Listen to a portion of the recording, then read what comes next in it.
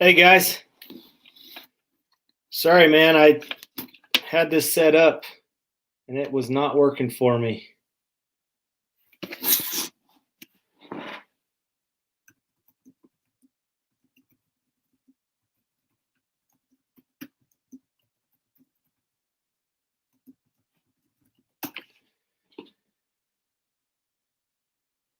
Hey small engine guys, sorry about that man.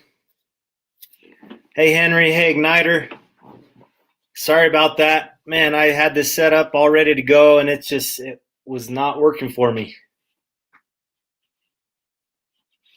You guys all hear me okay? Perfect.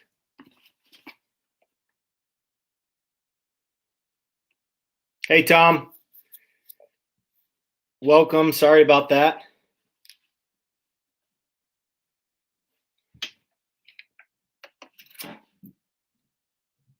Hey doctor.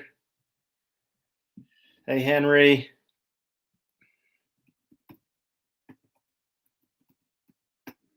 I'm having technical difficulties. Hey Max, thanks for joining. Hey Ash, what's up buddy? Thanks for joining today.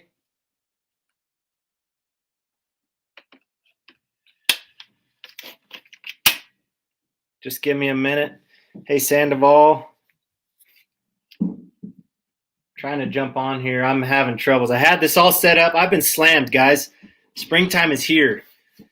I've been slammed with work, been busy all week, all day. So I thought I had this all set up to go. Came in here 15 minutes early, had this all set up, saw the countdown. I went to go live, and this thing just crashed on me. So I apologize. I appreciate you guys being patient with me. What's up, Chili? Who am I missing? TW.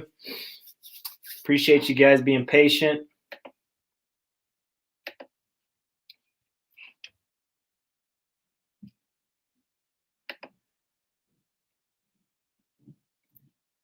I'm on my other computer. I'm going to have to see.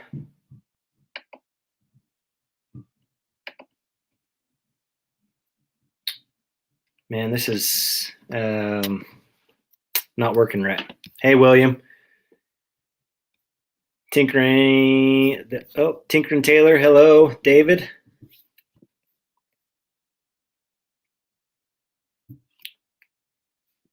Bear with me, guys. I am going to be right back. I've got to grab another computer to figure this out, to do the drawing.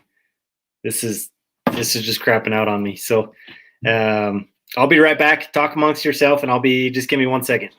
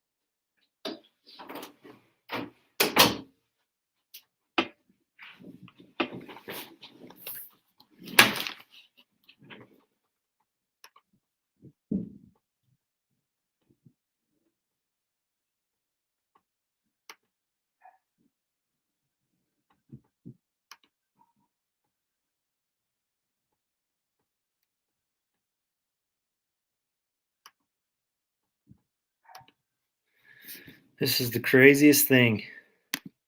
I'm back. Hey guys, let me send out the link.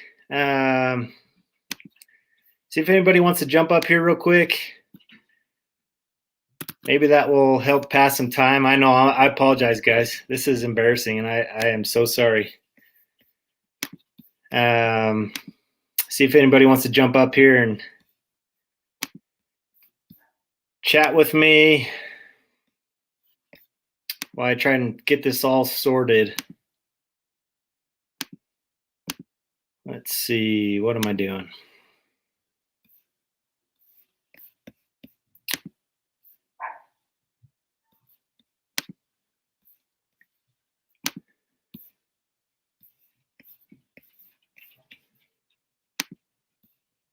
I don't even know what I'm doing, honestly. I'm so scatterbrained right now. I apologize, guys. Did that work? I think you've got to post in the YouTube chat, right?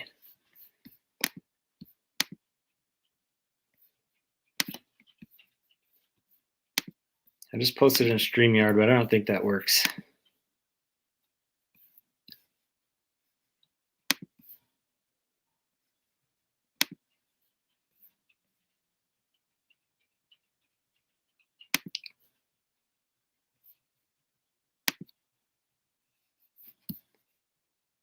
Let's see.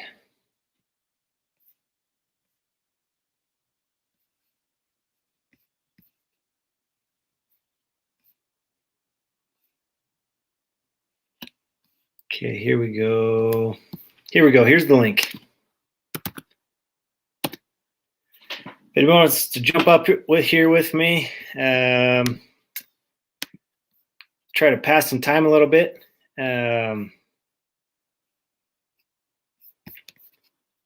If you don't mind. Again, I apologize, guys. Man, here you go, Henry.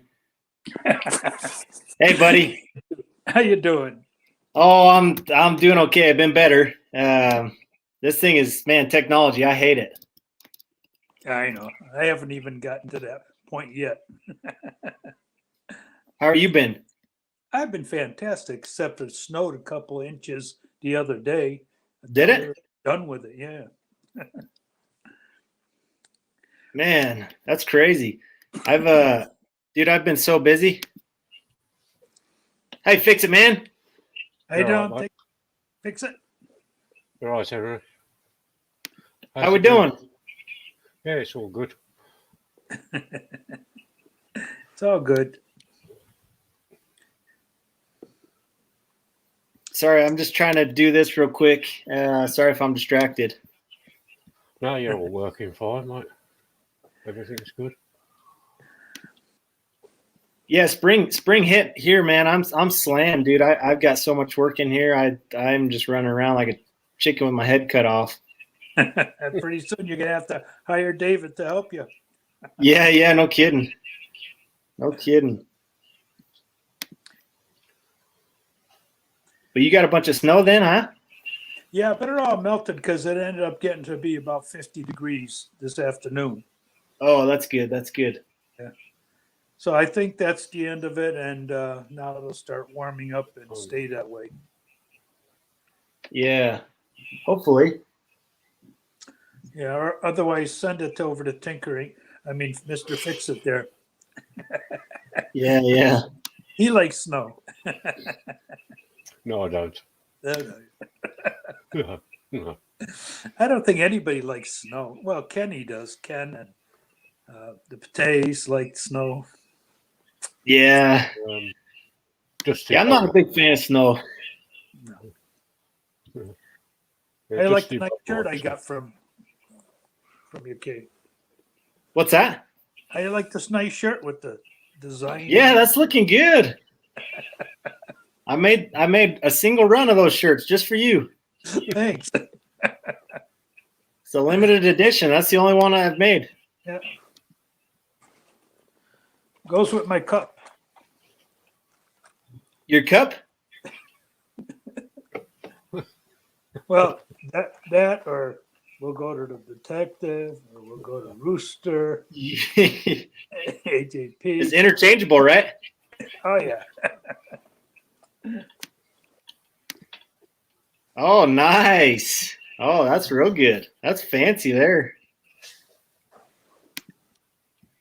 That is fancy there. Let's see. I think I'm getting close. Let's see where I'm at. What, are you giving something away today? Yeah, I am. I'm doing that wrench giveaway. Oh, okay.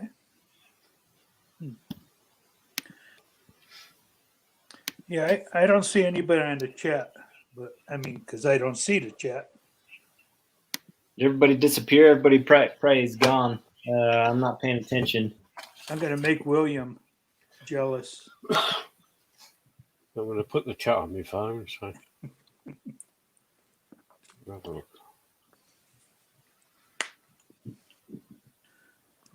Got one of these too. Oh, where'd it go?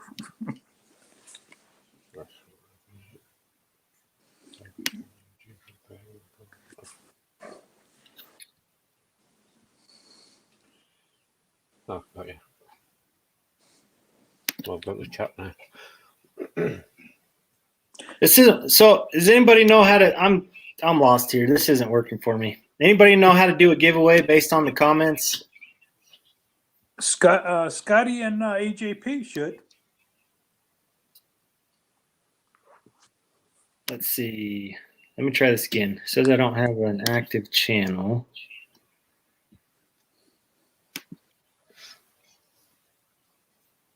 Okay, here we go. I think I've got it. Maybe. Here we go.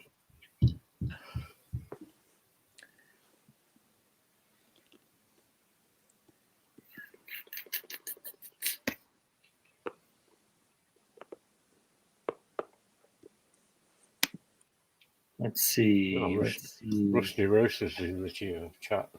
You're all right, Roasty? Rooster, hello. He's funny, he is, isn't I love the Rooster. He's good. he? Yeah, he's a good channel. Yeah.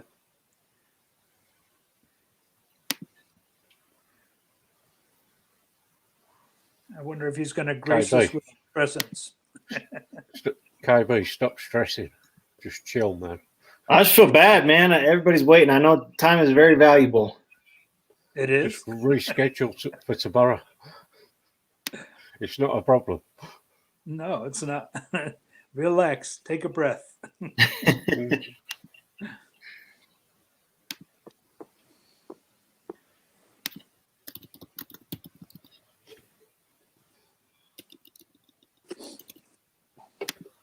It's crazy. I had it on all my computers, and it's just nowhere to be found. It's ridiculous.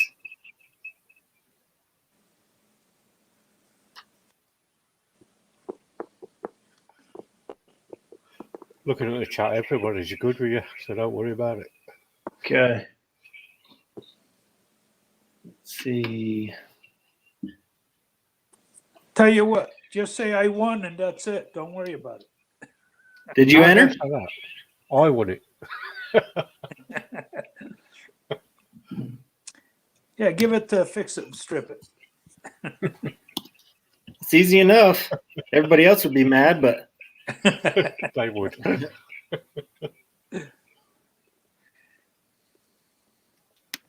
I don't know. Did I enter or not? I might have. I don't remember. It's kind of been a while. Yeah.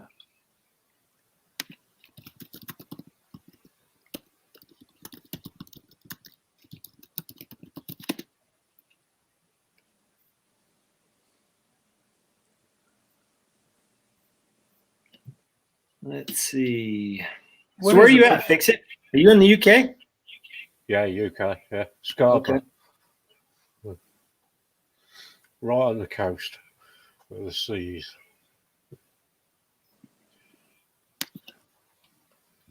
What is it? Alrighty. Those skinny wrenches you're talking about? Yes, sir.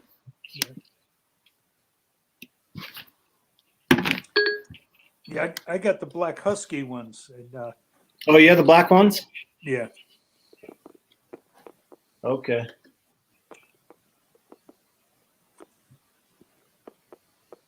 Alrighty. Yeah, these are the new and improved edition. Okay. The black ones, they went out of production and I couldn't find them. Is that right? When And they first came out? they came back and they've got the chrome ones now. Yeah. They were only like $18 when they first came out.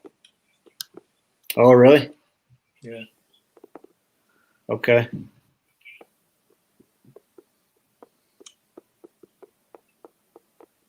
Alrighty, let's see. We're getting somewhere. I think.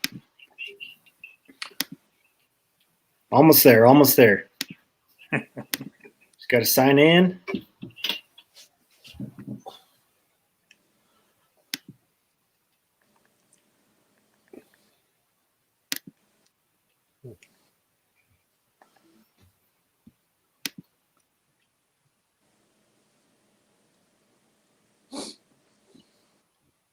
I appreciate you guys. Let's see. Oh, William's down there. Sorry, William. I don't know how long you've been there, buddy. I'm distracted. I've been there about 30 minutes. I was getting ready to leave. No, I just had got there. I'm fine. Sorry, man. Right, William. I wouldn't worry about this. I mean, it happens to everybody. Everybody has technical difficulties. Let's see. Where are we at?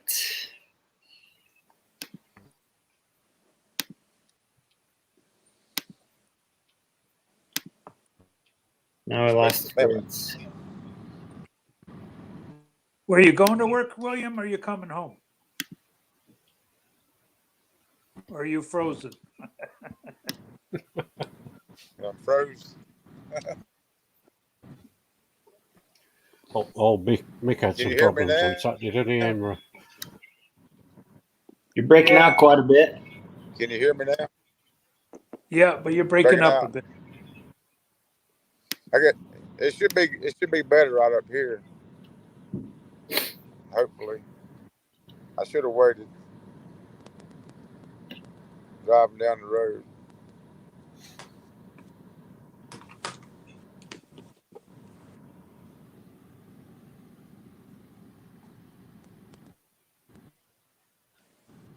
Henry.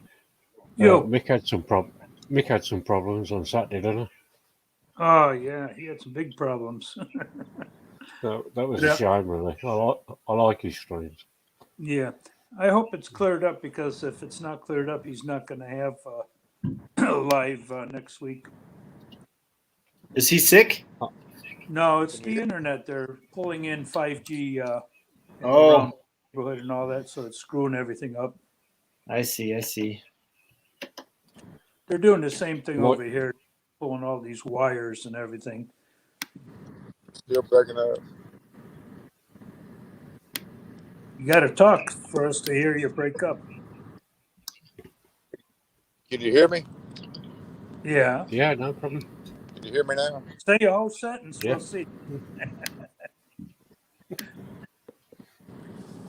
William, say a whole sentence so we know if you're I had breaking up or trouble.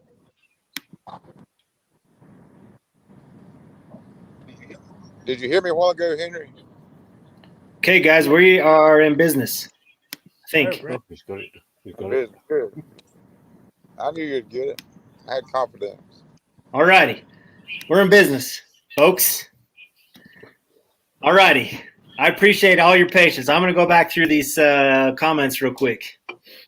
Thank you guys so much. All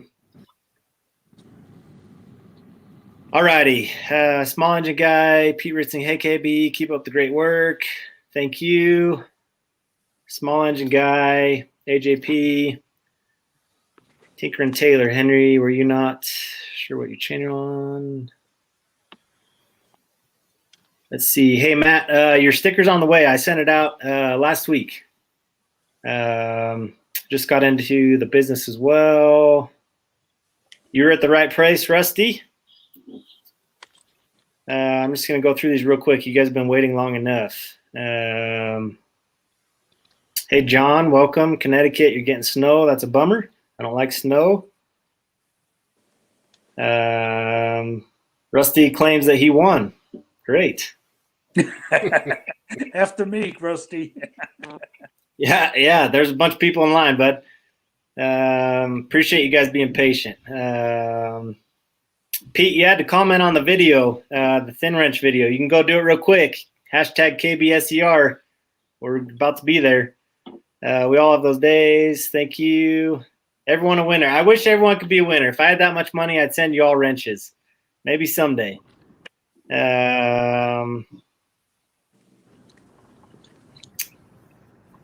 Hello all. Thank you, Tecumseh Lover. Thanks for being here.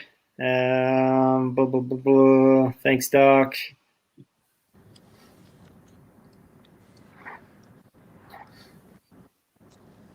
Pete, I opened my business. I started doing it full time about I'm just over 2 years now. Started doing it full time. So I opened my shop just about 2 years ago. Let's see, it just jumped back.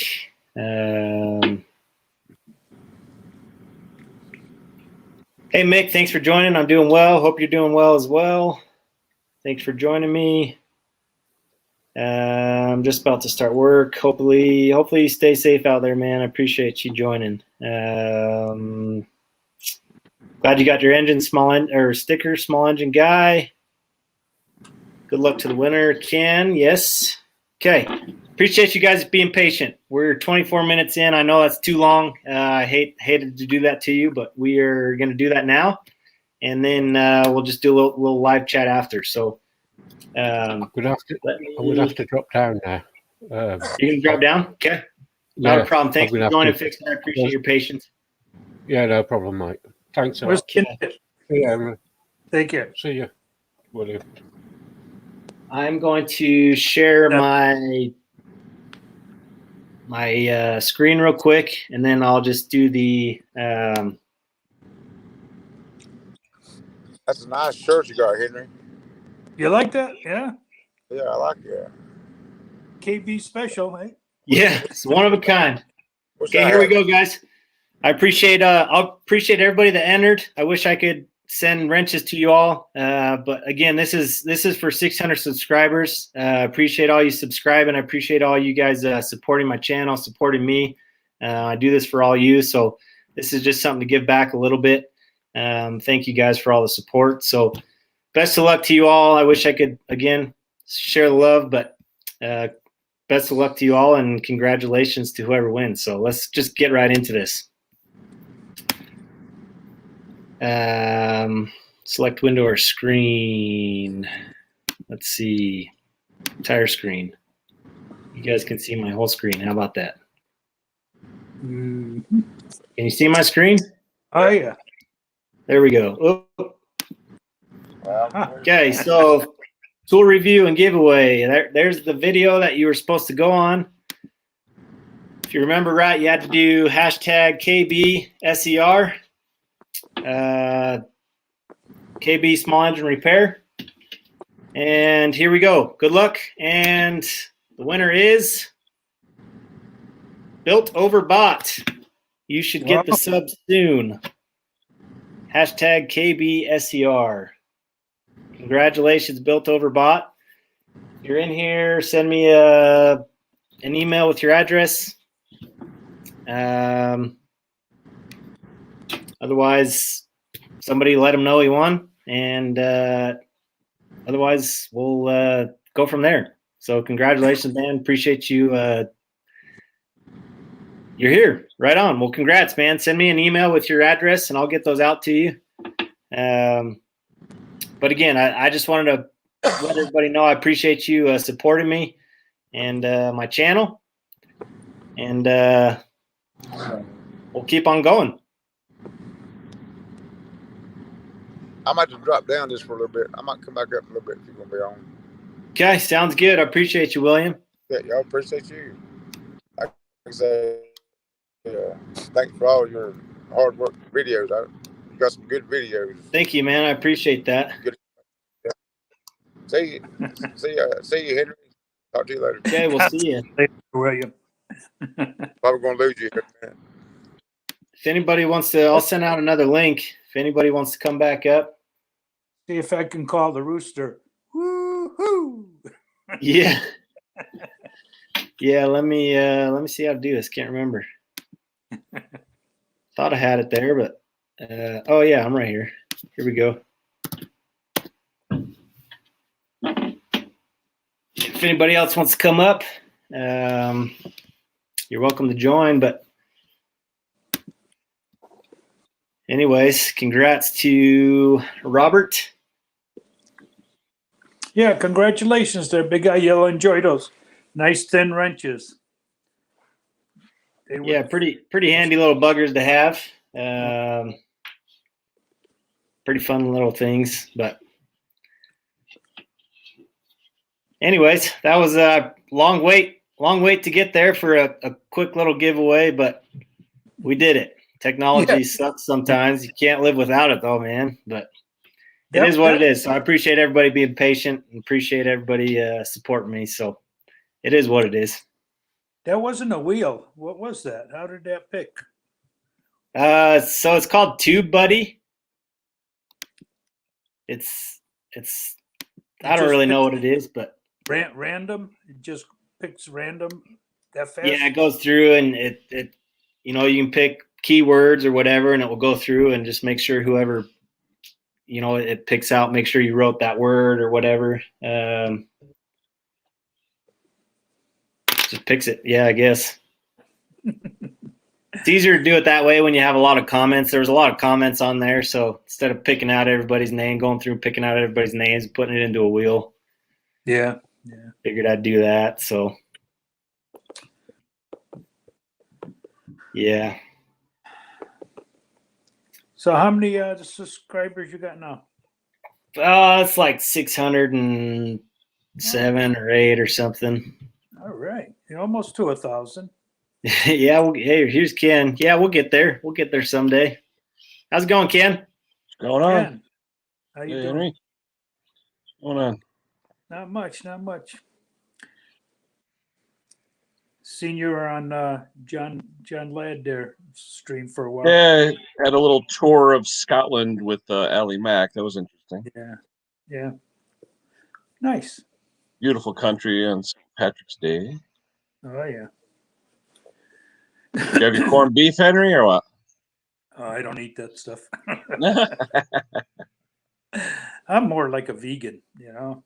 My mother is half Irish, so we always have corned beef. Yeah. When I did eat it, it was like too salty, you know. It is, yeah. You got to wash the brine. Yep, it does get salty. Yep. Chili, hello, Chili. Oh boy. So you were saying, Cabe, you're doing it about 2 years now? Yeah, I opened up my shop doing it full time 2 years ago. Been you know, doing it longer than that and stuff, but you know, I jumped into it full time, opened up my own shop, and said, "Hey, heck with it. Let's see where it goes." And it's taken off. It's paying the bills, so that's all I can ask for. So I can ask Good for for it. you. Oh yeah. I would never have the courage to do it, just that, because I'm just too conservative. I've always had a full-time job, benefits, all that stuff, and I've been doing it part-time now 21 years. So, Right. it's just it pays for, it's a self-sustaining hobby. I'll put it that way. Right. In your position, what you're doing, no, I don't think I would even try to go full time, you know, because what you're doing where you're at is probably, better than, starting a business. You know what I mean? Yeah, I mean, put it this way. I've always been in manufacturing, and in Connecticut, Henry, manufacturing sucks here in Exactly. Connecticut. And there's not many places where you can do manufacturing, make a decent living, and not worry about getting laid off every 5 minutes. And I think, being here in my current job now for almost 13 years, it's, I'm pretty, sure that this is where I'm going to retire from another 10 years from now. So, but at this point, when you're growing up in manufacturing in Connecticut and you have a decent job with benefits and everything else, you keep it. You try not to, what's kept me going over the years was every place I've worked. I've only worked a few places, but every place I've worked, I've tried to learn every job so that you're value added to them. So that when hard times hit, they go over the list and say, yeah, we can't let him go. He knows too much, and that's always what's kept me where I am, where I've been. So, and that's what happened with me is every job I took on, I ended up being the foreman or the head of the department or whatever. yeah, me too. Yep. And it's like I never, was just on the bottom level, all the time, So I just kept on moving up the ladder all the time. But yeah, VE1. I've been doing it 38 years. Manufacturing. I got my associate degree in mechanical engineering in 1983. So 38 years manufacturing. Yep. Yeah, that's good. That's good. Yep. Yeah, LNR. I'm saying 10 more years for me. I'll be 58 this year. So 9 or 10 more years, and that'll be it. But I'm saying I'm looking forward to retirement. I really am. I mean, all my friends that I know, Henry included, all the ones I know that have retired, there's never enough time in the day to get done what you want to get done. And if you have a hobby or something like this with small engines or whatever you tinker with, I'm looking forward to when I can worry that I don't even know what day it is anymore. I can just get up, play with whatever I want to play with, have some fun, you know? All right. Yeah, there I am. What day is it today? I'm telling you, that's what Conqueror's always saying. Phil, he says he wakes up every day Saturday. So Yep. that's all right. And it's surprising how did you do what you do now? Then now. I mean, there wasn't enough hours to do both, and yet Oh, we yeah. did it. You know. Oh, hey, I remember, Henry, when my oldest daughter, those that know me, know my oldest daughter had cancer when she was in high school, and it was a trying time for us when she was a senior. But those days, you talk about that, Henry, I would work third shift at the plant I am now for 7 hours, third shift, go take her to the hospital for say 6 hours, come home, study and sleep for an hour or two, go to school for 5 hours at night to try and get my degree, then go back to work at night. And I did that for 6 months straight, literally 1 hour of sleep a day. Right. And you say to yourself, how the hell did you do that? But you just, adrenaline and everything else. And, I mean, granted, it was 10 years ago when that happened. So I was still, I was in my mid 40s, but just adrenaline, there's a lot to be said for it. But I tell you, small engines was my channel to get away and to handle stress. I would fixing stuff, taking apart stuff, learning about it. That was the way. I mean, I started doing it really. Internet was there, but everything was manuals, like you, Henry. Everything was paper manuals and trying to find something or just figure it out. Now you hit a key. You want to find a manual, you want to find a parts list, there you go. 20, 30 years ago, you didn't have that. No. We had to figure it out.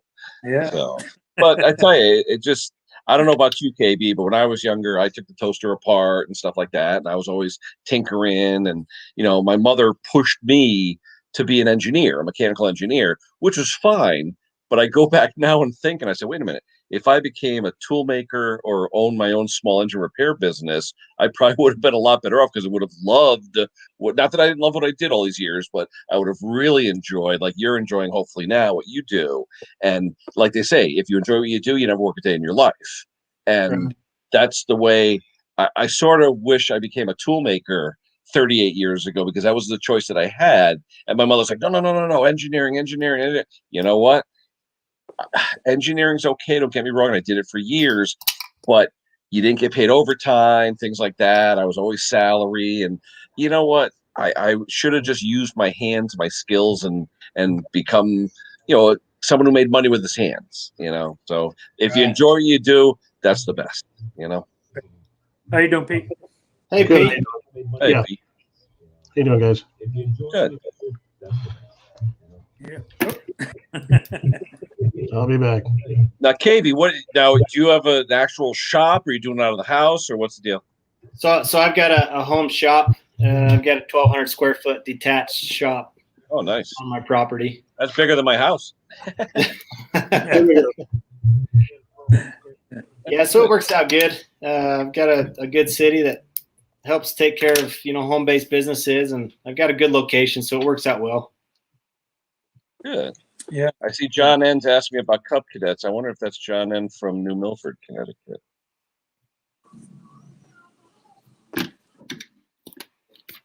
If it's the John N I'm thinking of.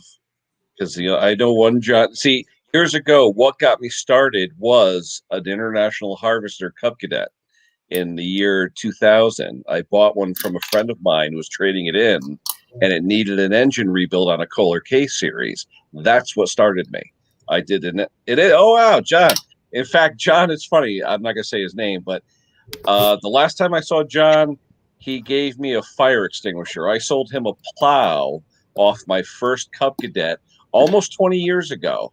And he actually gave me a fire extinguisher. In fact, John, I need a new one. So if you have one available, because John's in fire protection, if you have one, John, I'll drive up to New Milford and pick it up. I'm actually looking for one. So, small world, though. Definitely small. I haven't talked to this guy probably in close to 20 years. Wow. Yeah, and he's the only John N I know that's into Cub Cadets. So Yeah. that's funny. Oh, what was it? One of those bronze fire extinguishers for you refill with water? No. He works for a fire company, protection Oh. company. So he actually had the ones that they trade in, that whether the date or whatever, but they're still good. So he Yeah. gave me one. I had it hanging in my basement. I actually used it about 5 years ago when I had a carburetor fire. Okay. And it actually worked, but use it once, that's it. It depleted it. And, Right. I called up the fire guys where I work at Sikorsky, and I said, is there any way I can get this thing recharged? You know what they said? It would cost 10 times as much to get it refilled and certified than if you just bought one at, Lowe's or Home Depot. But it was a Right. nice one. It was like an ABC, a 10-pounder, nice. It was really cool. Well, that was charged with what, baking soda or something, baking powder or something like that? Yeah, something like that. Yeah. Oh, he still hangs out with Colin. Wow, I haven't seen Colin in ages. He's talking about a mutual friend of ours. Oh my gosh, small world though, John. I haven't seen Colin since his first child was born, and that was probably 22 years, maybe 20 years ago. Wow. So Wow. Kyle, what did you do before you got involved in building a building for small engine repair? So I was going to school. All my brothers are in the financial world, so that's kind of like what Ken was saying. I was kind of being pushed that way to be an accountant, CPA, financial world, and just wasn't my thing. I was meant to work with my hands, so I was in construction. I did real estate. I did, I actually worked in the movie industry, the casting side of it. And it just wasn't my deal. I was always tinkering with things. It started at a young age, building Legos and all sorts of stuff. And, just got to that point where I said, I gotta one, work for myself, and two, I've just got to make the plunge, and so, Right. I'm 32. I'm still young, but at the same time, I'm a little late to the game and jumping into things and starting my own business. So Never too late. This is one thing I wish I did it at an earlier age. I just started it last May. I went from the fracking world in Texas and I'd go back and forth. And when they rolled up Texas because gas prices went low, I just said, screw this, I'm just going to do my own thing. And I jumped in with both feet. And I just recently, I don't know from the comments you've seen, I just bought, an electrician got a hold of me and he sets up Generac home generators. And he didn't have time to do the maintenance and repairs. So he wanted to know if I wanted to buy that side of his business out. And it's been booming every day, just booming. It started right off the bat with 400 plus customers and they're going to be serviced annually. So it's just a continual. So I'm adding that into my small engine repair business as well. And it's just, I'm constantly busy. Well, that's good. That's awesome. Something to fall back on when you haven't got to tinker with the machines, Yeah. to go and service them. Yeah. From what I understand, those Generacs, they have certain codes and everything that you have to, Yeah, over speeds. I mean, pretty much everything, small engines will have. It's just the best part about it. It's just all propane, so you don't have to worry about spoiled fuel or anything like that, and carb cleaning. Yeah, not just anybody can go in there and service them. You got to have those codes. Well, the new one's all microprocessors, right? All the new ones. Well, it's got a brain. You throw a thumb drive into it, and you can upload the basically the firmware gets updated. Have it. Generac will have them run a little bit longer to knock the frost off the slip rings and stuff like that. And it's pretty interesting. I got to go back to this. I got to go to the school in September to get certified 100%. But anybody can go out and work on them. There's only so much you can do. You can't do you can do an install up to the power box or the breaker, the transformer, and then the gas lines. You can't really. But all it is it's just a small engine with a stator and rotor on it. It's pretty much it. Yeah, the engine part of it. Yeah. And they get a lot of flack, but I don't know. I've had mine. And I've been pretty satisfied with it. Generac's a pretty good name, but everybody trashes them. Everybody has their own. It's like Chevy, Ford, Dodge. It's just kind of that thing going around in the community. That's a good gig. It's a good constant stream of money. My revenue went right up. Good for you. Yeah.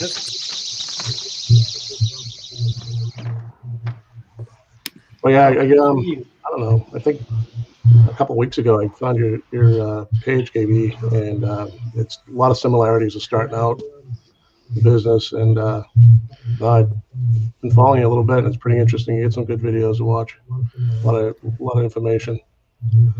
So I appreciate it.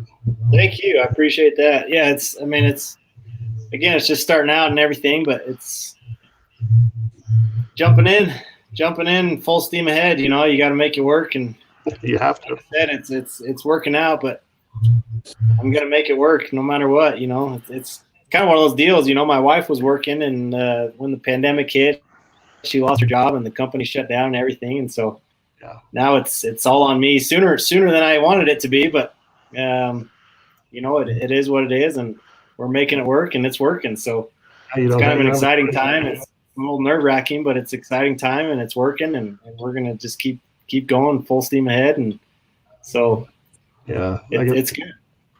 My wife, she's doing all the book work, and then we just finally had to go get the accountant, and we're like, oh wait, what? Now, are you guys LLCs or what are you two? I'm an LLC. So yeah, it's just the whole accounting side. What do you mean we can't do this and we can't do that? I do the quarterlies. Which one? Do you want to write off gas or mileage? Well, can't you write off both? No, it's one or the other. Yeah. William, shut that thing off. That is the advantage to having a full family of financial, definitely, advisors. Yeah, definitely.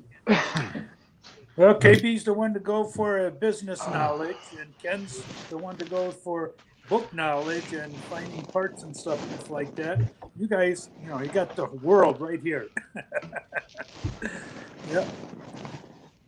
I don't know, KB, if you got over this. Sometimes I think I'm not charging enough, and sometimes I might think maybe that was a little bit too much. I mean, what would you actually do? And, obviously you have your mistakes that you have to work through, and that's not their fault.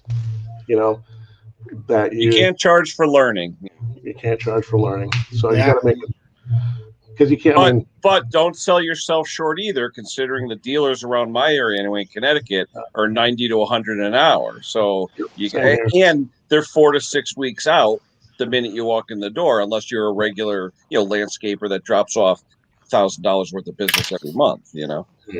No, it's the same thing here. It's $90 to $100 an hour. And sometimes I think I'm too cheap, but at the same time, I kind of feel like I'm right where I should be.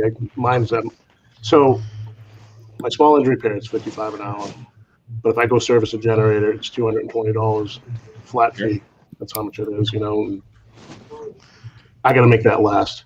I got to make the generator job last. You can be done in 20 minutes, but you got to push it for about an hour. So a customer says, like, well, why am I paying you $220? You've been here for 20 minutes.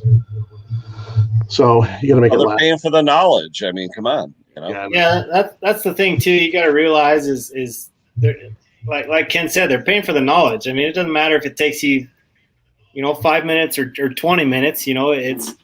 They're paying for the years and the schooling and whatever. I mean, if you took 20 years to figure out how to do something and now you've cut that time back, and so now it only takes you 5 minutes to do that job. Yeah, it doesn't matter how long it takes. I tell people I used to do a lot of on-the-road repairs when I first started because right now I probably have about 600 to 700 customers, but I may not see one guy for 5 years. He'll let his equipment go to hell, and then he'll come by and say, hey, remember me? And I usually do, but it's like they'll come back and make believe like you worked on it last week when it was 7 years ago, So, they forget you have a computer and a database, and I get this database too, and it's strange how, I don't know about you guys, but I could look at anything in my shop and it could be 20 years old. I'll remember the guy's face, what the issue was, and why it's sitting there. I don't know. I just, for some reason, you just remember things, But to your point, Pete, you go to a customer's house, say it's 10 miles away. How long does it take you to pack up the truck? Okay. Oh, yeah. You know what you need to know.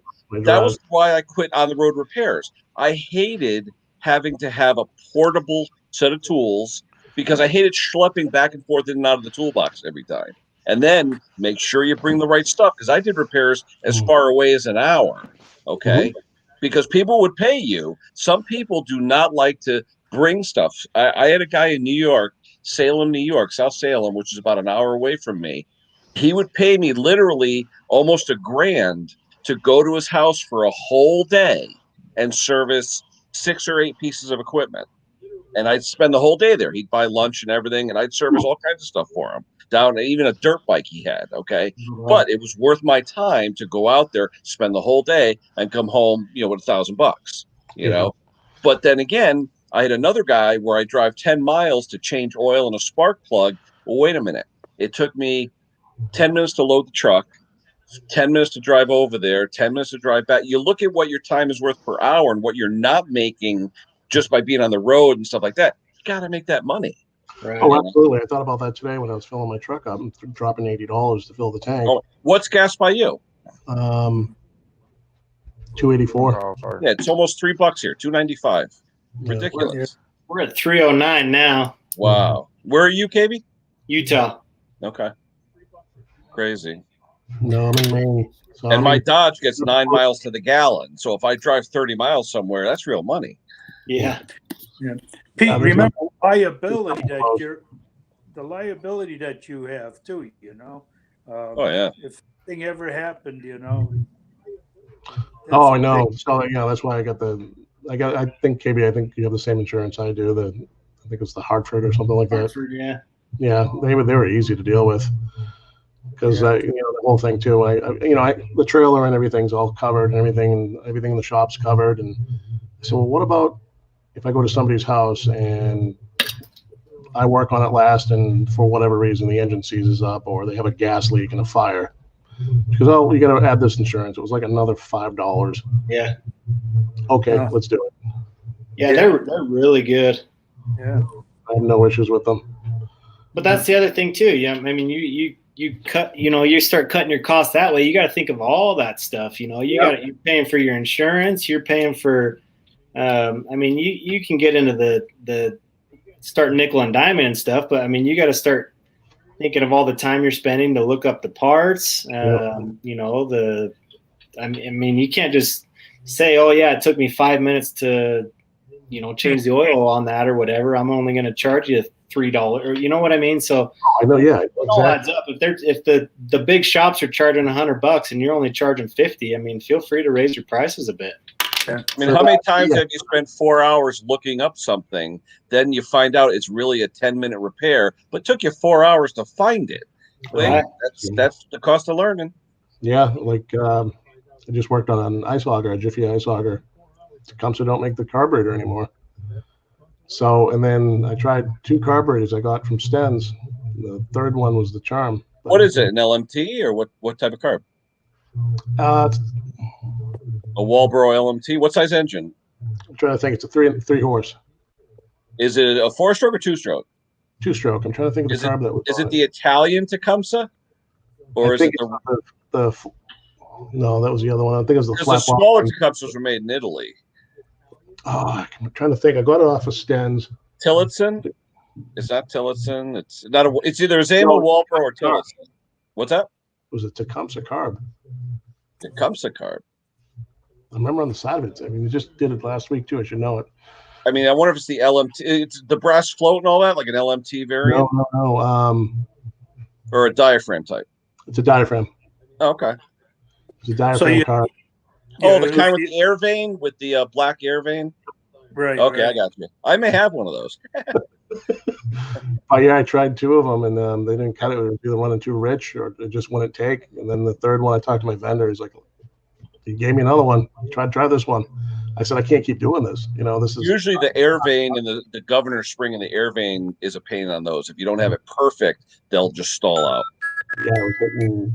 It was but the other thing too, it doesn't have a primer, and the choke alone wasn't cutting it. Mm-hmm. So I fought with that for a little bit, and then you give it back to the customer, and I mean that one has reeds in it too. So I think the reeds were weak on it too, and you can't get them. Yeah, I fixed one of those on a tiller, an actual, like, not a Mantis, but that style, that type, and it had that Tecumseh engine on it. And what it was, the spring for that little black air vane governor system wasn't working properly, and it would always stall out. So I've got a question for you. All right. So I've got a Kohler XT 675.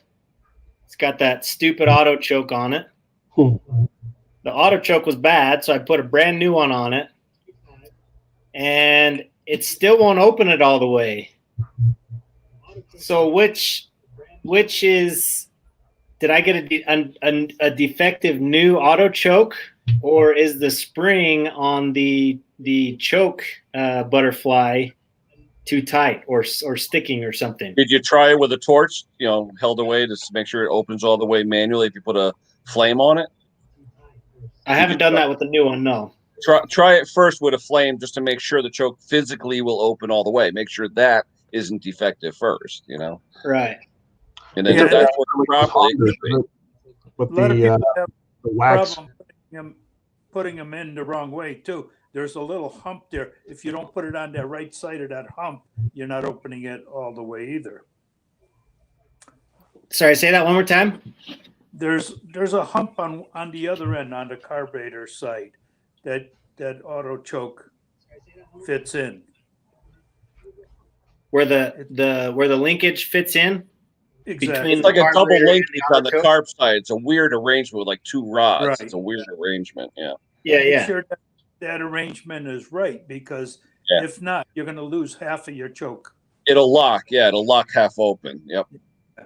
Or half closed. Yeah.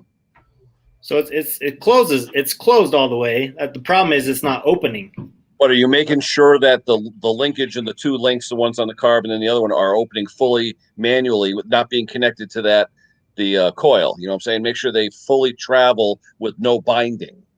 You know what I mean? I can fully open it without attached or anything. Right. Well, then I have had defective coils, though, those heating coils, where you put the heat to them and it just doesn't open all the way. I've had from that. brand new. From brand new, yeah. Brand new. Remember what new means? Never ever worked. Yeah, I haven't got that far yet. I was running on it right before the stream, and it was aggravating. I put it on, fired it up, and the choke wouldn't open. So I was like, man, is this seriously a defective new part, or is there something going on with the spring? Because sometimes that spring, they say, can have too much tension, but that wasn't the problem before. So that's what I'll do next. I'll check out that auto choke. I hate those things. And make sure you have the gaskets on the right way on the muffler, though, too, where that thing bolts to it. Because I've seen people install them, incorrectly, where it binds it. You got to watch. There should be a gasket on it, right, where the coil, where that piece bolts to where the muffler is. Where the auto choke attaches to the muffler. Yes. Do you have a gasket on it? Was there like a not asbestos, but some kind of gasket over there? No, there's no gasket on it. Okay, because sometimes you got to look how it's bolted on. If it's cocked the wrong way, it'll lock halfway. Right. Yeah, this one just sits right on it. It bolts to the top and the front. I've also had people install where the Z bend, they put it on backwards, and the actual Z sticking inside and hanging up, so it won't allow it to fully function too. Yeah. Those Kohlers, like I said, the linkage arrangement, there's like 2 or 3 rods that work in unison together, and then you got the plastic piece on the end. It's a nightmare if it's not perfectly put together. Yeah. There's another spring. I mean, some of them have that third spring. Yeah, the spring that goes left to right. Yep, on top of the plastic piece. Exactly. If you lose that little guy, you lose it, and you don't even know you lost it. Because you have the linkage on the choke itself, then there's another linkage, a black plastic linkage, and the spring goes between those two pieces. Yeah. Yep. So you got to watch for that. I got a question, if you guys might know. I was just actually talking about this. So you know how some of the Husky saws have auto tune. Yep. Are we able to get that software, or do you have to be a dealer? You have to be a dealer normally. I mean, you could buy a common service tool. You can buy it if you have the money, but the problem is updates and everything else. Usually they want your dealer number, And the problem is with common service and Mtronic and stuff like that, when you buy a spare carburetor, if you don't have all the software, those carbs don't work out of the box. You have to program them every time. So if you're going to work on Mtronics and the common service with Husky and all that, you need it. But most of the time, I'll be honest, I don't know anyone except for maybe Walter. You've seen A Fleet Command on the channel. I don't know if you've ever seen him. Walter has a channel called A Fleet Command. He's 99% Husky. He has Common Service Tool, the Husky software, because his best friend Bob is the dealer.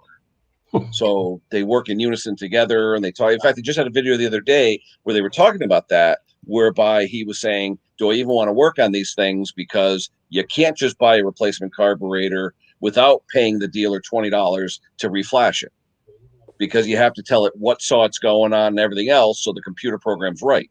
Every carb is stupid. When you get these new electronic carbs, they have to be flashed for the correct saw it's going on, or else the fuel curve won't work.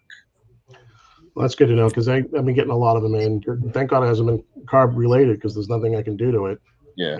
No, I mean, the service tool, I think, is $1,200, if I'm not mistaken, something like that. But then it's an extra, I don't know how many hundred a year to keep it constant and all that. But how many times you're going to use it versus the cost, the payback? I mean, yeah, that's what ran through my mind too. Is it even worth it? I mean, sometimes what I've done, I've taken a new carb. I'll go to my friend who's a dealer, and I'll say, look, I need one for a 562 XP or whatever. Can you order me a carb and flash it for me? And he does that. He'll charge me $10 to flash it, the price. So, it's good to get in with a dealer that if you're going to be doing those a lot, and just buy the carb from him and have him flash it for you. That way you can make your money on taking it apart, putting it back together. He makes a couple bucks on it, and you get it flashed for the right, program. Well, that's a good tip. I didn't really think about it like that. So, I guess just sub it out to the local dealer. I mean, I try and have dealer friends with all the brands that I service, so that way I can talk. And I'm good friends with the technician, my local dealer. I'm great friends with him. He'll give me trade-ins at his cost and stuff like that. But I could talk to the head mechanics too and say, hey, what do you think? What do you think? And I'll just give you an example. I had a bunch of old saws that probably from the 50s that I wasn't going to use for anything, and I knew that the guy at the dealership, the mechanic, wanted them. I gave them to him. I said, here. So now I go there, hey, I'll ask a question, this and that, bring him coffee, donuts, whatever. Just it's good to have that relationship with your dealer. Yeah, I do have relations with someone, but particularly this Husky dealer that's around me. You don't know what you're walking into with the owner, because it was handed down to him from his old man, and you don't know what you're getting each time you go in, Jekyll or Hyde. Yeah. So it's kind of best just not to deal with them. But so, hey, Katie, I see you answered that question about do you do ATVs and that kind of stuff too? No. Yeah, occasionally. During the spring and summer, I try to stick to lawn and garden equipment, just because I get so busy and I don't want to get too backed up on. People see small engine, they think I'm a motorcycle mechanic. You don't know how many times. Hey, I got a Polaris 500cc, and I'm like, dude, and the newer ones with all the fuel injection, you need computers. So all the Polaris and stuff, the side by sides and stuff, those things are ridiculous. Oh yeah. So touch on base on that. My Stens rep, he asked me, like, when I first became involved with them, one of the things he asked me if I was going to work on go-karts. I said, well, yeah, I'll work on go-karts. He said, I wouldn't. I said, why? He goes, well, let me tell you a story. There was a guy in Oregon who went out and bought a Husky chainsaw, went into the woods, bought an Oregon bar, went into the woods, cut a tree down, landed on him, crushed him, killed him. The wife sued Husky, sued the gas station he got the gas from, sued Oregon Bar, and everybody involved in that, and won. Yep. So if you're going to start working on go-karts, make sure they sign some type of waiver and you have to have it written up just right. Yeah. And especially if a kid gets hurt on it, because the jury's going to side with a kid than you. Yep. To make sure that your ass is covered, basically. That how could somebody, whoever rides it, whether it's the owner or the owner's friend's kid's friend. Oh yeah. So I don't know. Well, the old saying that crap rolls downhill. When you have a lawsuit, anything that could tie to anyone, even the vendor who made the pins to go in the chain to hold the chain together, whoever they can get on that list, they're going to get. All right. Yep. So I don't know if you ever had any issues, KBs, with Coleman. Nothing yet. No. Knock wood, right? And it really kind of put it in perspective when he was telling me about guy suing the place where he got gasoline from. Oh yeah. For a saw. The salesman who sold it to him, right? The guy who sold it to him, the guy who recommended it. I mean, anybody. And there's why I don't have customers. I hate it when they bring it in. They say, "Oh yeah, my 6-year-old, he was out riding it the other day." Your 6-year-old's riding their go-kart? Oh my God. Yeah. So That's why you have the disclaimer on all your receipts that says not responsible for personal injury caused by this piece of equipment. Yeah. But I'll be I honest with had you, Pete, if they have a good lawyer, you're screwed. Yeah. It doesn't matter. It doesn't matter. You can sign whatever you want. Yeah. When I no, had that's the why horses, the same LLC thing. will come in hand. You can take whatever I got, but you ain't taking my personal stuff. Well, that's So- why I do the LLC. Yeah. Yeah. I had to have them sign a Well, waiver it's when kind they of a were riding on the property. Downer, but Or if I was, just something to food for thought. but It's still, possible, and they- people are so hungry. they would still be able to sue if they wanted Oh, yeah. to, you know? Yeah. It kind of reminds me of that woman that sued McDonald's over the hot coffee. Oh, jeez. Oh, yeah. $1 million, wasn't it? Yep. Yeah. And now, if you notice, every cup in every restaurant that sells coffee has hot caution in 12 languages. Yeah. Yeah. That's the one I heard in Disney That's World. just about ridiculous. Seen a character without their mask or whatever on, hat on. And the kid was traumatized, sued Disney World, won. Yep. Oh, yeah. Just unbelievable. It's funny, though, you talk about that, and it's like I enjoy what I do. I love solving problems. I like fixing stuff. But all it's going to take is one person that gets hurt or something. And, because 99% of the time, it's not going to be your fault. But like No. you said, lawsuit crazy. And, what the hell? Yep. They see that you got a sign on the side of your truck, oh, they got money. Over here, they throw themselves in front of your vehicle, no matter Oh, if yeah. it's or not. Oh, yeah. Yeah. Hey, Ken, did you say you found that spring for AJP? Yeah, it was at the Tecumseh. I didn't even think of Tecumseh. He's talking about Chandas and stuff like that. But I had a video. In fact, my most popular video of all time is on a Kohler Courage engine where the same thing happened. The torsion spring on the choke, broke. So that when you pulled back on the choke, on the throttle where the choke rod comes back, it didn't have enough or any spring on it. So the choke stayed half open. It would choke it and everything else. So I put a little extension spring on it just to keep it, pulled back. Yeah. I couldn't find a parts carburetor I had with a correct spring to go on there. Well, ironically, when you sent me that link that Ash was looking for that, I was thinking, I've seen this before. Where was it? And Donnie Boy had done a video on that about 2 years ago, and he actually had the part number for the Tecumseh spring. He actually had a bag of like 30 of them. And I said, damn, I said, that's a good idea. So I sent Ash the part number of Tecumseh's torsion spring that goes on the choke shaft or throttle shaft. And he said that'll work. So that's good. But the video from Ash was a year old, though. It wasn't something he just did. It was like a year old. Yeah. So, but yeah, it worked. Oh, good. Thank you. But how many times you do a fix? I have that video, like I said, it's got the most hits of all my videos. And there's 2 or 3 people that, just haters, and they nasty gram me and say, why'd you do that? You're Rube Goldberg in it. You don't know what you're doing. Da, da, da. I said, dude, the lady was divorced. The husband took all the oil out of her equipment, wanted it all to burn up. Luckily, nothing started, thank God. So I brought it to my house, fixed it. She needed it the next day to cut her grass. I'm not going to have a torsion spring for a Kohler Courage carburetor on a Saturday night in my toolbox. So I did what I did to get her running so she could cut her grass. And you know what? I haven't heard from the lady in 2 years. So I'll probably shoot her an email saying, hey, is it time for a service? I mean, what do you guys do? Do you email your customers and say, hey, haven't seen you in a year. You want to tune up your stuff, or do you just expect them to come in? I mean, how do you guys get your business? I haven't done anything like that presently. And I'm saying you have enough people knocking at your door where you don't have to worry about it, or what? So far, yeah, so far. What are you doing for advertising, though? Any kind of advertising is all word of mouth? Because mine's all word of mouth. I don't know. Google has actually been my best advertisement. Which one? Google. Oh, okay. Next door. Yeah, majority of mine's word of mouth. Occasionally, Facebook will send me those ad credits. Yeah. So I'll jump on those and take their ad credits and do, some Facebook ads for a week or 2 weeks. Is it working for you? See you, Chili. The Facebook ad, is it working for you, KB? It has, especially this week. I did like I said, I'm slammed this week. Sunday, it was supposed to be warmer weather, so I put an ad out.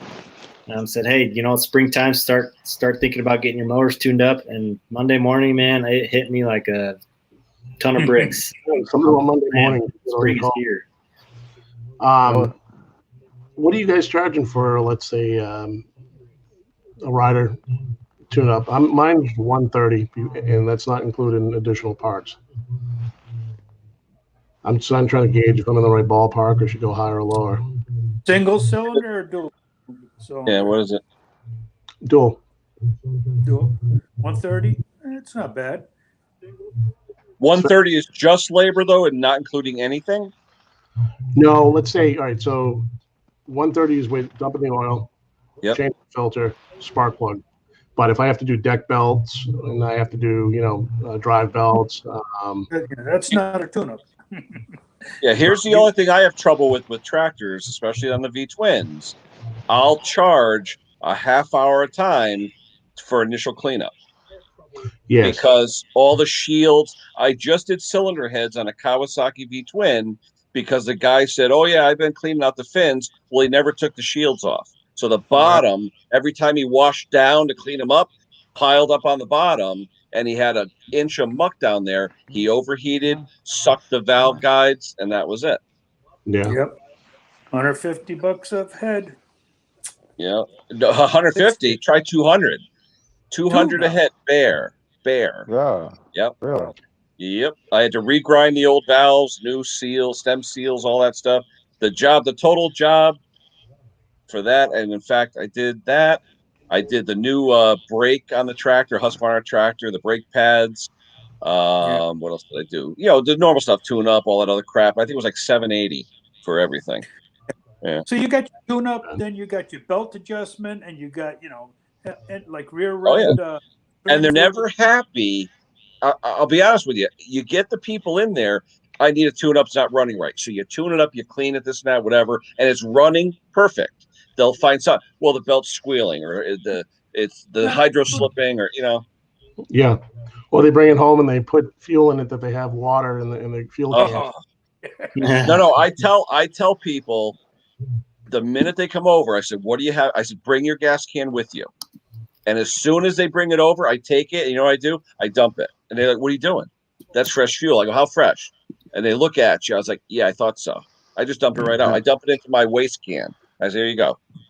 Because to me, we have ethanol around here, the ethanol-based fuel, and it sucks. Mm-hmm. And yeah, we get both. Crazy. No, I know it's kind of an obsession that every time I crack the carburetor open, the first thing I'm looking for is water. Aha. Oh, yeah. Now you can tell me it ran great before it came here. You know. Well, I bought the Mr. Funnel just in case, and I show my customers here. I take a 5-gallon pickle jar, I take their gas can, I put Mr. Funnel up there, I go da da da da da da, and then I show them the quart of water that's in the funnel. I go, here, Now, Ken, was that you that when they bring the equipment to you, start it in front of me? Because that's what they always say. It started before when I brought it to you. Yeah, I know. My favorite 2 words in the world, Henry, show me. Yeah. Especially on 2-strokes. Chainsaws, weed whackers, whatever. It started to rain yesterday. Show me. Oh, that's the problem. It won't start. So then I open the cap and I said, smell that? That's called turpentine. That's not fresh gas. No, I don't know. String trimmers, I don't want to. Can you fix this Troy-Bilt? Can you fix this weed whacker? Yeah, how about the cheap weed whackers? When people tell them it's cheaper to buy another cheap weed whacker than have me fix it, Yeah. Or the cheap chainsaws are my favorite, though. Put it this way, I grew up on Sears. I grew up on them, okay? I love Sears. But the cheaper pull-on chainsaws always, 99% of the time, have leaking seals because of the clamshell design. And I tell them, I'll get it started and I'll say, watch. And I'll do the the 4 different positions, and I'll show them what it's doing. And I said, that's crank seals. Crank seals means taking the engine apart. I said, this saw is a $140 saw. It's a $120 repair to take it all apart, replace the seals, and do everything else. Do the math. For an extra $20, you get a new one. And they look at you, and I said, and you get a warranty. And then they're like, oh, that's when I usually get, keep it. Yeah. Now I have 12 of them in the basement, which it's amazing how quick you get a junkyard. Yep. I had a lady stop by one day. I wasn't even open, and she thought I was open, and she bought a Chinese version of a string trimmer, and she paid $140 for it. Brought it to the big dealer up in Bangor, Maine.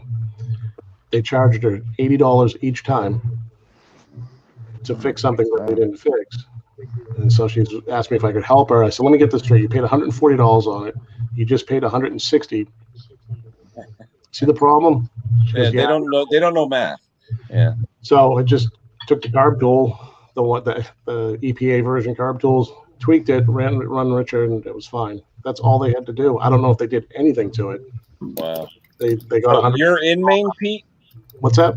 You're in Maine? Yeah. Okay. Yeah, it's outside of Bangor. I got cousins on Chesapeake Island. It's outside. Right outside of Portland. Yeah. Yeah. So yeah, and that's the worst part about this business is how people just get taken advantage of, and that's everything. I pride myself in not being just taking advantage of people and just do the right thing. Do them. You know what I found though too, and you guys probably found this too. The people I know that can't afford to have something fixed tip you. The people that live in the $1 million houses want the $5 change when they don't have 15, they have a $20 bill or something. Oh yeah. Oh, all the time. Yeah. Or they complain about, wanting to replace the spark plug, or they'll want to bring you a part because they got it cheap or on sale or something. Oh, dude, it drives me nuts. Yep. I've got a guy right now who wants me to fix his Generac generator, his portable one. It's Frankenstein together. He was using a marine gas tank on top of it. No, we can't do that. Well, and then he's going to be the diagnoser, yet ask me how to fix it. Well, I think it's the voltage regulator. Okay. Oh, yeah. You can get them on eBay or Amazon for $20. I said, you can get it all you want for $20.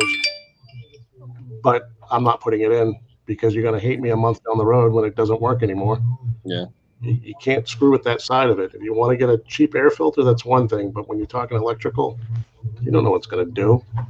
So I don't want to be responsible. He's just been that. I'm sure we all have him, that one customer. Oh, yeah.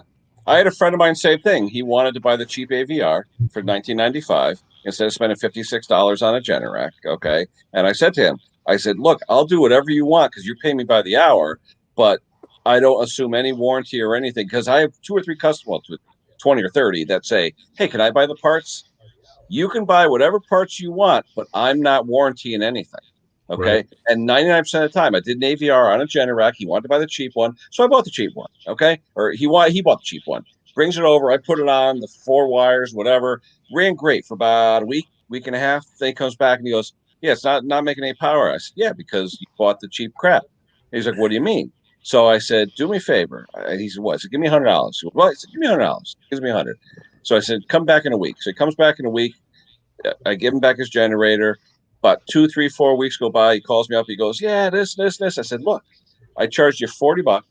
I charged you $60 for a $56 part. I made $4. I said, but it's a factory part. You know it's going to last. I can go back to them if there's an issue because it's a factory part. Okay. Yeah. And they will support it. I mean, I've called the factory before on stuff and say, look, it's an OEM. I installed it. Usually, you know how people are with electrical parts. They don't want to take them back or they don't want to even offer anything. Generac was really good. Yeah, I mean, I actually had one bad AVR one time. They shipped me one out next day, no charge. And I was like, I'm just Joe Blow off the street. I'm not a dealer. But they were really good to me. I was surprised. I really was. Yeah, Generac's pretty good. I mean, we had an engine that went and she was 6 months out of a warranty. Yeah, we'll send you another one. Wow. Okay. And just so happens my dealer that I'm good friends with, I think, who owns Generac now? Is it part of Toro or something now? I want to say They're in bed with or Trudeau. Gravely, or it's one of them. It's one of the big ones. Yeah. But because I said to him, he had the Generac, and I said, "Oh, how long have you been selling Generac?" Because I never see the generators in his dealership. He says, "No, you'll never see them," because he says every one I order is sold already. Yeah. He gets pre-orders. He orders them. He orders 20 of them. All 20 are sold ahead of time. That's why he says, "I don't want them on the shelf at $1,200 a pop." He says, "I get pre-orders. When they come in, they pick them up." Yeah. It's its own company, but I know Generac was its own company. I thought someone bought them though. They did. I'm trying to think who it was because I called. Somebody did buy them. Was it not Briggs? Is it I Briggs? think it's Troy Built. I think Troy Built and them are together. Yeah, but Troy Bill is MTD now. Troy Bill's MTD. Let me do a quick search. Hold on. When you call Generac, they say Yep. it's a division of Troy Built. I think. Really? I believe so. I'll look into it. Because Troy Bill used to be Garden Way, and then Garden Way sold out to MTD. Oh, Briggs bought in 2000. Briggs bought Generac Portable Power Systems. Okay. So Briggs owns them. All right. No. Yeah, because I said to him, I said, "You got it. Who owns them?"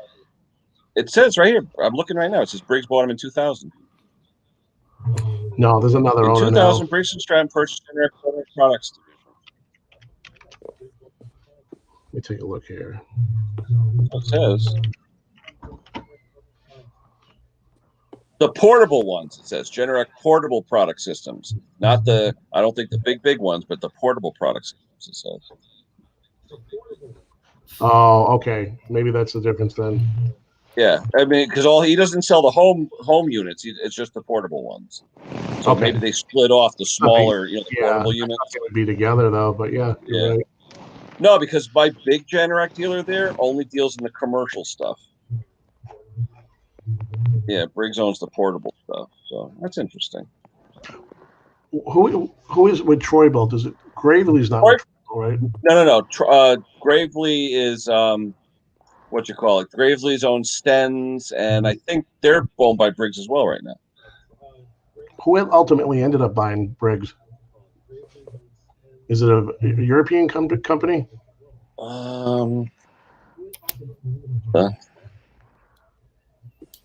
Briggs is still Briggs, I thought. What's that? Briggs isn't still Briggs in Wisconsin? No. Didn't Briggs go under? No. No. Oh, no. Yeah, no, I know what you're saying. No. Briggs filed for protection. Yeah. But I don't think, let's see, hold on.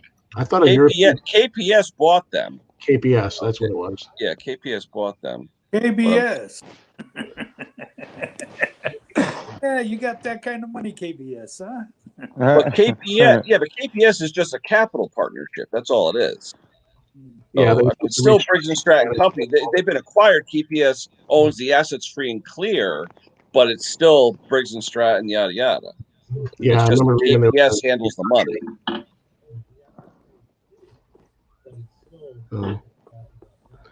I don't know. I think at the end of the day, I don't know which engine or which manufacturer is better than the other. Oh, pretty soon it'll only be 2 or 3 of them.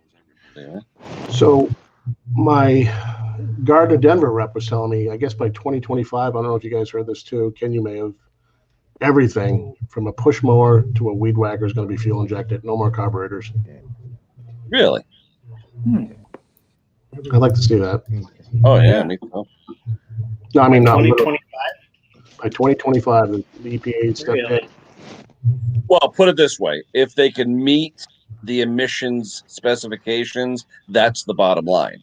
How they do it, I don't think it's going to matter. It's can they meet them? And what they're going to do is they're going to lean the hell out of everything like they do now, where you have white spark plugs and the engines aren't going to last near where they last now. No. And and they'll have to end up coming up with ultra synthetic fuels that'll be able to support the heat and also the engines don't melt. Yeah. And the other thing is, if this is going to survive, I'm thinking about that too, is everything going green and batteries. Oh. Yeah. I tell you, I like some of the trimmers I've seen with the, even the Ryobis and some of the cheaper ones. I do like them. For people that don't want the mess and fuss and all that stuff, I think it's really good. But what do you do with all these batteries when they go bad?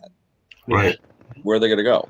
I mean, right now, China's got the market on rare earth, so they're going to be making all the batteries, So There's so many variables of what's going to go forward. Oh yeah, Gravely's Arians. That's right. Oh, they sold stems? No, they sold stems.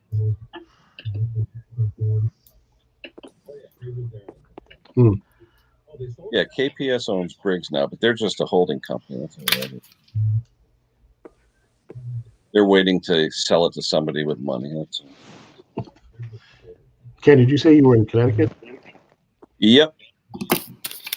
Right Yeah, next to Bridgeport. From Rotaries, my Rotary rep lives in Connecticut. Oh, okay. Bill Parker. That's one thing I never did was take out the tax number. Because like I said, my business is my business. You know what I mean? So to me, like I said, it's a hobby. I have my 9 to 5 or 5 to 6. Call it. Yeah, I'm not an LLC like that. I do it for fun. And, like I said, it pays for sneakers for the kids, or now the kids are older. It pays for cars for the kids. Hey, Rick. Like I said, I just enjoy a challenge. Every weekend, there's something in my driveway with a note on it saying, "Won't run, call me." Okay. So, that's what I deal with. I mean, like I said, I don't advertise. It's all word of mouth. And where I work, I literally, if I put up a card on one of our displays where I work, I would probably have 400 customers every weekend because we have 8,000 people in our building. That's right. Yeah. And I probably have 150 customers that work in my plant. But like I said, I won't see one. I may see one guy every 3 years because the guy doesn't maintain anything. And the day it stops running, that's when he drops it off in my truck. I'll go out to my truck at the end of the day. The first thing I do when I go out at the end of the day, I open up my tailgate. Okay, nothing in here. Okay. It's like a mailbox, every day. People know my truck. They know where I park. They just put it in there with a note. Call me. So. KB, do you have a lot of people asking you if you want to buy their mower they don't need anymore, their rider or anything like that? Not typically. If I want to buy it, they'll just offer it to me. Just ask me if I want to come pick it up. Just get it out of their hair. Last summer I got a lot of calls. Are you willing to buy our mower? Well, what is it? Well, it don't run anymore. I really don't want to buy it if it doesn't run. I mean, but I told them I'll pick it up for nothing from you if you like. Yeah, I'll say, well, I don't really have any interest in buying it, but if you're looking to just scrap it, I'll come and grab it from you. Yeah, I gave a guy last summer $40 for it was a Husqvarna, and I said, well, what's wrong with it? And he said, well, engine blew up. And I said, well, what happened? He goes, well, I hit a rock. And I'm like, okay, you didn't blow the engine up, but let's see what's going on. So I went down, and I pushed it up on my trailer and gave him $40 for it, and got it back to the yard. And it's been sitting for a year. So I put the jumper pack on it, and cranked it, but I noticed that the whole engine was shaking like this. And come to find out, his bolts to his mounting bolts to the deck, not the deck, but the frame, and it had fallen out. And on top of that, the exhaust was loose. So he thought he had a blown engine. The carburetor was dirty. That was about it. Put another needle valve and cleaned it up, fired right up, ran fine. So that made me $400. My favorite was when the guy brought me a recoil snapper mower, push mower, expensive one, $800 one with the self-propel and all that crap, cup holder, all that crap. Anyway, he tried to rewind the recoil himself, and he lost one of the screws for the recoil to go back in. So he put a longer screw in and locked up the flywheel. So he's like, I seized the engine. Okay, I'll give you $20 for it. Okay, take the recoil off, put the right size screw in, sold it for $400. 60% of the time. Good stuff like that. I had one guy just clear out. He gave me plows, scrap parts, basically mowers, with engines, decent engines. So that's how you build your junkyard up, and you just pick off of that and make stuff work. But the plows are great to get. What'd you say, Henry? Just doing for it.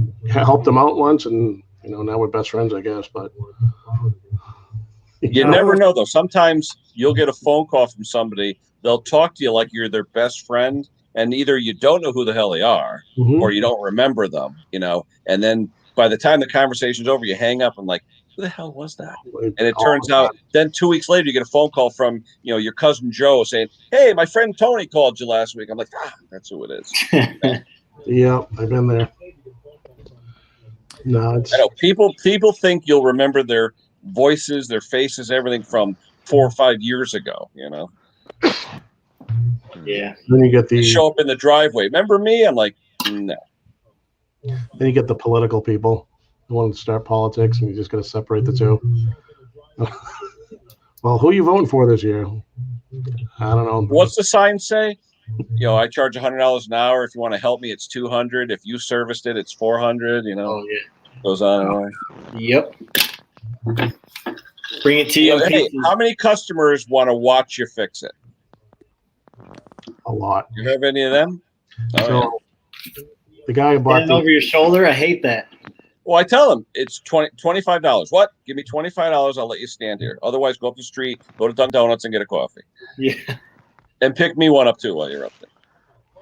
I just serviced in a generator today at a customer's house, and I talked to the guy who owned the business. I bought it off of, and he gave me a heads up about this guy. He goes, he watches you around the corner of his house. I say, what? He goes, well, when we're wiring his house up, he was peeking around the corner watching us. All right, well, sure enough, I'm sitting there, and I had the machine running, and I just feel his presence.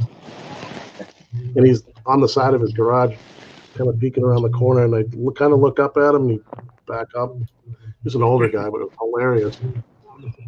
It's kind of creepy at the same time.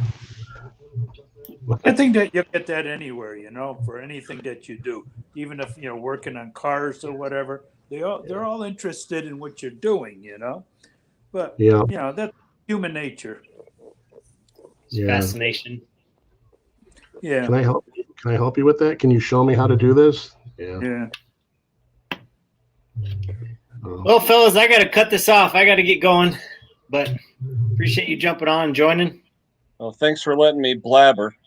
No, I appreciate that. It's good to pick your brain, and appreciate the knowledge, and appreciate everybody's input, and it's always good to chat. So, Yes, sir. Pete, what's your channel? You got a channel, Pete? I don't. I'm just a follower, information gatherer. It's all right. I can't do the things. I don't know. I just get tongue tied and, say I'm working on a snapper and I'm working on a Honda or something. Yeah. Something stupid like that. But no, all the information is great. Every little bit helps. I absorb it like a sponge. Hopefully videos will show people something. I do my live stream on Sunday morning Eastern time, 8:00, and half of it's just banter because people just want to talk, but sometimes it's about small engines. I go on Mixed Mowers every Saturday afternoon, I'm on there, and a lot of good guys. I was actually a moderator with Steve Small Engine Saloon and Donnie Boy when they did a stream. Me and Mick were the moderators, and we had a lot of fun with that. So a lot of good guys out there. I mean, you could learn a lot from them. I mean, I learn every day from them. So like I said, hopefully what I put out there helps people, but a lot of times it's banter. Just, hey, how you doing? What's going on? Too easy. All right, fellas. You guys take care. It's nice talking to you. Yeah. You too, Pete. Take it easy. appreciate you guys Henry, jumping as on. always, William. KB, thanks for having me, buddy. You bet. Thank you. All right, we'll talk to you soon. Everybody in the chat, thanks for jumping on. Everybody have a good night. Easy. Have a good one. See y'all. See you. See you, Henry. See you, William. Appreciate you guys. Yeah. Oh, yeah. Appreciate you. Thank you. Everybody in the chat, thanks for joining me. Sorry for the technical difficulties. Appreciate you sticking around. Thanks for the support. And make a choice to have a great day. Have a good night, guys.